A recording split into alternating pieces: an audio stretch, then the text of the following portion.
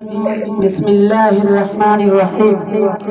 محترم حضرات، آج ہمیں جس موضوع پر لب کشائی کرنے کا موقع ملا ہے وہ ہے تہذیب دارما۔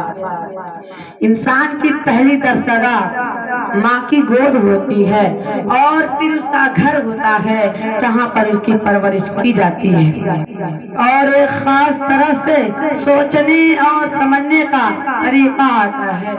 نیک عورت کی گود میں پلنے بڑھنے والا بچہ یقیناً ایک اچھا انسان اور اپنی تعلیمی صلاحیتوں اور قابلیت کے بقدر ایک انقلابی شخصیت کا حامل ہوتا ہے۔ ماں باپ اور استاد بچوں کے لیے آئینہ ہوتے ہیں۔ وہ تمام اچھائیاں اور برائیاں بچوں میں منتقل ہو جاتی ہیں جو کہ خود ان کے ماں باپ اور استاد میں موجود ہوتی ہے۔ معزز سامعین کرام، انسان میں جہالت اور برائی اس وقت بھی آ جاتی ہے جب اس کی تربیت کرنے والی ماں بھی تربیت یافتہ نہ ہو، یا اس کی بھی تربیت صحیح ڈھنگ سے نہ ہوئی ہو یا پھر غلط ہوئی ہو۔ موجودہ جہالت صرف تعلیم سے ہی نہیں بلکہ عمدہ پرورش اور تربیت سے بھی ختم کی جا سکتی ہے۔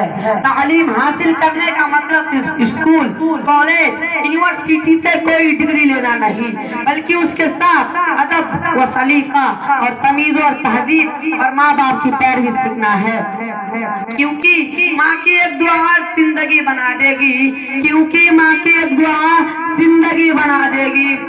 خود روئے گی مگر تمہیں ہنسا دے گی، خود روئے گی مگر تمہیں ہنسا دے گی۔ بھول کر بھی کبھی ماں کو نہ رلانا، بھول کر بھی کبھی ماں کو نہ رلانا، ورنہ ایک چھوٹی سی غلطی پورا عرش ہلا دے گی۔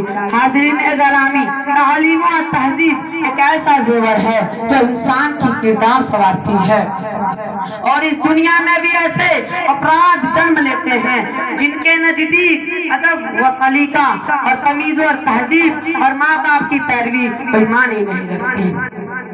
حیوانوں کی طرح زندگی بسر کرتے ہیں، پھر اس دنیا سے بھی رخصت ہو جاتے ہیں۔ ان کی تکلیفوں کا مقصد کیا ہے؟ ماں باپ سے محبت کرو، کیونکہ ماں کی پریشانی کو دیکھ کر اللہ تعالیٰ نے صفا و مروہ کو حج کا رکن بنا دیا۔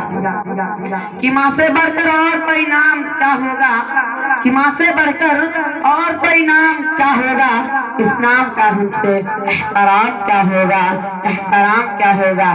جس کے پیروں کے نیچے جنت ہے، جس کے پیروں کے نیچے جنت ہے، اس کے سر کا مقام کیا ہوگا، اس کے سر کا مقام کیا ہوگا۔ عزیز ساتھیوں، وفا کرنی ہے تو ماں باپ سے کرو، کیونکہ یہ دنیا آپ کو تبھی پیار کرے گی جب دنیا والوں کے لیے آپ کے پاس کچھ ہوگا۔ کہ جب ہم چھوٹے تھے تو ہمیں بولنا نہیں آتا تھا، کہ جب ہم چھوٹے تھے تو ہمیں بولنا نہیں آتا تھا، تو ہماری ماں بنا بولے ہی سمجھ جاتی تھی، تو ہماری ماں بنا بولے ہی سمجھ جاتی تھی۔ آج ہمارے باپ پر کہتے ہیں چھوڑو ماں، آپ نہیں سمجھو گی، آپ نہیں سمجھو گی۔ کہ قدر ماں کی اگر کوئی جان لے، کہ قدر ماں کی اگر کوئی جان لے، اپنی جنت کو دنیا میں پہچان لے، اپنی جنت کو دنیا میں پہچان لے۔ سخت راہوں میں بھی آسان سفر لگتا ہے، سخت راہوں میں بھی آسان سفر لگتا ہے، یہ میری ماں کی دعاؤں کا اثر لگتا ہے۔ اللہ تعالیٰ ہم تمام لوگوں کو ہدایت دے کہ ہم اپنے ماں باپ اور استاد کی عزت و احترام کریں۔ آمین ثم آمین۔ وآخر دعوانا ان الحمد للہ رب العالمین۔ السلام علیکم۔